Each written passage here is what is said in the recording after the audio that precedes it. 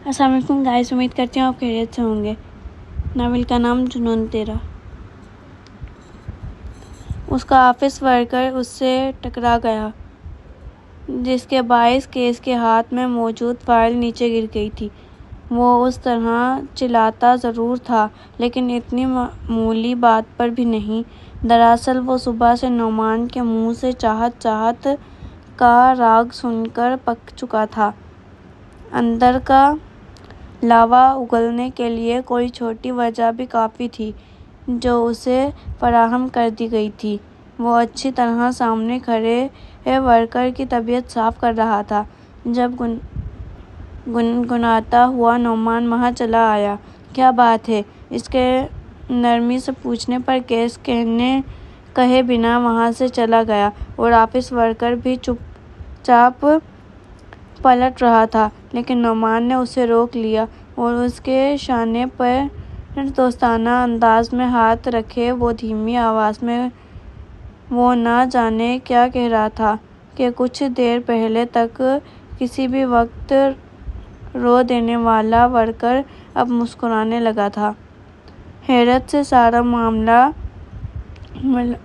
ملاحظہ کرتی چاہت نہ جانے کیوں مسکرائی تھی، لیکن اب اسے نعمان کے متعلق جاننے میں دلچسپی ہونے لگی کہ نہ جانے وہ کون تھا جسے دیکھ کر کیس جیسا شخص کچھ کہہ نہیں سکا، اور اس نے اپنے برابر بیٹھی مسز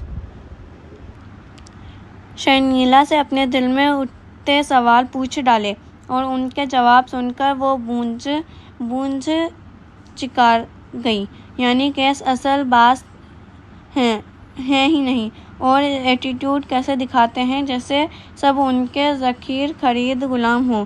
ناگواری سے سوچ کر وہ کام میں مگن ہو گئی۔ جب اس نے کیس کو آفس سے نکلتے ہوئے دیکھا، کیس اس پر ایک گیج بغضب بھری نظر ڈال کر لفٹ کی طرف بڑھ گیا، لیکن پیچھے چاہت کا دل لرزا گیا۔ میری طرف ایسے کیوں دیکھ رہے تھے وہ؟ حیرانگی سے سوچ کر وہ آفس سے آنے والے بلاوے پر گھبرا کر اٹھی۔ کیس جیسا بھی تھا، عادت تو اب اس کی ہی پڑ گئی تھی۔ نہ جانے نعمان سر کیسے ہوں گے؟ اچھے ہی ہوں گے۔ ابھی مجیب بھائی ہی کو آفس ورکر ہونے کے باوجود کیسے دوست کی طرح سمجھا رہے تھے۔ دل میں سوچتی ہوئی وہ دستک دے کر آفس میں داخل ہوئی۔ السلام علیکم سر۔ نعمان سے اپنی کرسی سے اٹھ کر کھڑا ہوا۔ وعلیکم السلام مس چاہت، آئیں بیٹھیں۔ نعمان کے آفر پر وہ چپ چاپ بیٹھ گئی۔ آفس میں کوئی مسئلہ تو نہیں ہے آپ کو؟ نعمان کا نرمی سے پوچھنا چاہت کو اچھا تو لگا، لیکن کچھ تھا جو اسے کھٹک رہا تھا۔ کیا آپ سب آفس ورکر سے ایسے ہی پوچھتے ہیں؟ چاہت کا طنز یہ انداز نعمان کو بالکل برا نہیں لگا۔ کوئی ٹینشن میں لگتا ہے تو ضرور پوچھتے ہیں، اور آپ سے کچھ پرانے تعلقات بھی ہیں۔ پھر آپ کے فادر کے ایکسیڈنٹ کی بھی خبر سنی تھی، سو کیسے ہیں اب مسٹر فاتح؟ فاتح واسطی کے ساتھ بہت عرصے بعد کسی نے اتنی عزت سے مسٹر لگایا تھا۔ چاہت اپنے پچھلے انداز پر شرمندہ ہو گئی۔ اب وہ ٹھیک ہے، اللہ کا شکر ہے۔ چھوٹا سا ایکسیڈنٹ تھا، ڈاکٹر نے 2-3 دن کا بیڈ ریسٹ بتایا ہے۔ چلیں، یہ تو اچھی بات ہے۔ میں دعا کروں گا اگر آپ کی اجازت ہو تو میں عیادت کے لیے آ سکتا ہوں؟ نعمان فاتح واسطی کے حالات کے بارے میں سب جان چکا تھا، اور اسے حقیقتاً افسوس ہوا، کیونکہ فاتح واسطی اپنے بزنس کی وجہ سے ہی نہیں بلکہ اپنی نرم شخصیت کی وجہ سے بھی بہت مشہور تھے۔ جی سر، بالکل آئیں، ہمیں خوشی ہوگی۔ وہ چاہتی تھی نعمان ضرور آئے گا، تاکہ اس کے باپ کو اندازہ ہو کہ لوگ اب بھی اسے یاد رکھتے ہوئے اس سے یقینی طور پر فاتح واسطی کی ذہنی صحت پر اچھا اثر پڑے گا۔ مس چاہت، آپ کو یاد ہے ہم پہلے بھی مل چکے ہیں؟ نعمان اسے سوچوں میں گم دیکھ کر اچانک بولا، ہم مل چکے ہیں؟ چاہت حیران ہوئی۔ جی ہاں۔ نعمان بمشکل چاہت کے حیران چہرے سے نظریں ہٹا کر بولا، کب؟ یونی میں۔ نعمان لمحہ بھر کے لیے اٹھا، پھر ہمت کر کے تمام قصہ سنایا۔ چاہت پر آج شاید کئی انکشاف ہونے تھے۔ پہلے کیس کا اصل باس نہ نکلنا، اور اب نعمان کا وہ ٹرکی یونی فیلو اور چٹ پھینکنے والا نکلا۔ یعنی وہ جس کو کیس سمجھتی تھی وہ نعمان تھا۔ پھر کیس نے الزام اپنے سر کیوں لیا؟ اس کا جواب تو کیس ہی کے پاس تھا۔ جو بھی تھا وہ چاہ کر بھی نعمان کو کیس کی طرح باتیں نہیں سنا سکتی تھی، جبکہ نعمان کا عزت اور نرمی سے بھرا رویہ تھا۔ وہ ذہن میں الجھنوں کا جال بچھائے کرسی سے اٹھ کھڑی ہوئی۔ جب نعمان نے پوچھا، آپ اس دن بیچ کیوں نہیں آئی تھیں؟ میں نے سارا دن وہاں آپ کا انتظار کیا مس چاہت۔ اس کی بات پر چاہت نے ایک زخمی نگاہ اس پر ڈالی، پھر آہستگی سے بولی، آپ کی اس چٹ کی وجہ سے میرے ہسبینڈ نے مجھے طلاق دے دی۔ میں عدت میں تھی اور ہوش میں نہیں تھی اس دن، ورنہ اپنے مجرم کو دیکھنا چاہتی تھی۔ کچھ ناراضگی سے کہہ کر وہ آفس سے نکل گئی، جبکہ نعمان ساکت رہ گیا۔ چاہت کی طلاق کی خبر بھی اسے حاصل ہو چکی تھی، لیکن یہ تو اس کے وہم و گمان میں بھی نہیں تھا کہ طلاق اس کی وجہ سے دی گئی چٹ ہوگی۔ شرمسار وہ پھر چاہت سے کوئی بات نہیں کر سکا۔ یہ چھوٹا سا گھر اس کے باپ قیس یزدانی کا گھر تھا، جہاں وہ کبھی کبھار صفائی ستھرائی کروانے آیا کرتا تھا، یا تب جب وہ ڈپریشن میں ہوتا تھا اور انتہائی کی خواہش ہوتی، اور اس وقت سے پہلے وہ کب ڈپریشن میں گیا تھا۔ آفس میں چاہ اور نعمان دونوں ہوں گے، ان میں کیا بات ہوئی ہوگی؟ کہیں ان میں دوستی نہ ہو گئی ہو؟ نہیں، چاہ ایسی دوستیاں کرنے والی نہیں ہے، لیکن نعمان وہ تو چاہ کو نہیں، ہرگز نہیں۔ چاہ صرف میری ہے، صرف کیس کی۔ آئی ایم سوری نعمان، میں نے تمہیں اپنی ہر کامیابی دی ہے اور تمہارے ہر الزام اپنے سر لیا ہے، لیکن چاہ کوئی چیز ہے نہ ہی میری کوئی کامیابی، اور میری زندگی ہے، میری خوشی ہے، میرے دل کی دھڑکن ہے، اور اس میں کوئی سمجھوتا نہیں کروں گا۔ تمہیں اسے بھولنا ہی ہوگا، ہر قیمت پر بھولنا ہی ہوگا۔ ٹوٹے پھوٹے پرانے اسے صوفے پر سر ہاتھوں میں دیے بیٹھا ہوا کیس مسلسل بڑبڑا رہا تھا۔ دل اور دماغ میں عجیب جنگ جاری تھی، لیکن ایک بات طے تھی کہ چاہت صرف اسی کی تھی۔ اس شخص کو دوست بنانے کا فن آتا ہے۔ نعمان کو فاتح واسی سے خوشگوار انداز میں گپ شپ کرتے دیکھ کر چاہت نے مسکرا کر سوچا، بندہ تو اچھا خاصا ہینڈسم ہے۔ نعمت اسے چھیڑنے والی انداز میں بولی، قیس سر ان سے زیادہ ہینڈسم ہیں۔ بالکل غیر ارادی طور پر چاہت کے لبوں سے پھسلا۔ اپنی بات کہہ کر وہ خود بھی کچھ لمحوں کو حیران و ساکت رہ گئی۔ اوہو، اور یہ قیس صاحب کون ہیں؟ نعمت شرارتی انداز میں بولی، اوہو، کوئی نہیں، جاؤ ان سے ڈنر کا پوچھو۔ شرمندہ سی ہو کر چاہت نے چھوٹی بہن کو گھورا۔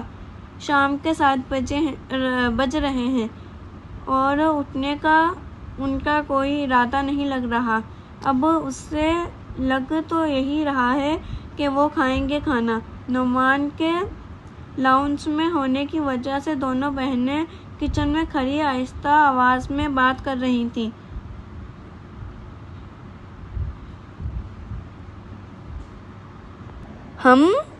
فاتح واسی نعمان سے مل کر بے حد خوش تھے۔ بہت عرصے بعد کوئی یوں ان کے لیے ان سے ملنے آیا تھا۔ وہ خود کو اس وقت کافی فریش محسوس کر رہے تھے، اور نعمان کے جانے کے بعد بھی مسلسل نعمان کی تعریفوں میں لگے ہوئے تھے۔ مجھے شروع میں لگا وہ بہت لاابالی سا لڑکا ہے، لیکن جیسے جیسے بات بڑھتی گئی اندازہ ہوتا گیا وہ اندر سے بہت حساس طبیعت رکھتا ہے۔ آج کل کے بچے اور خاص طور پر امیروں کی اولاد کہاں اتنی حساس ہوتی ہے۔ میں سچ مچ بہت متاثر ہوا ہوں۔ باتوں کے دوران وہ فوراً کسی کتاب کو پڑھنے میں مگن چاہت کو بھی دیکھ رہے تھے۔ سمیرہ بیگم سمجھی نہ سمجھی میں ان سے بعد میں بات کرنے کا فیصلہ کر چکی تھی۔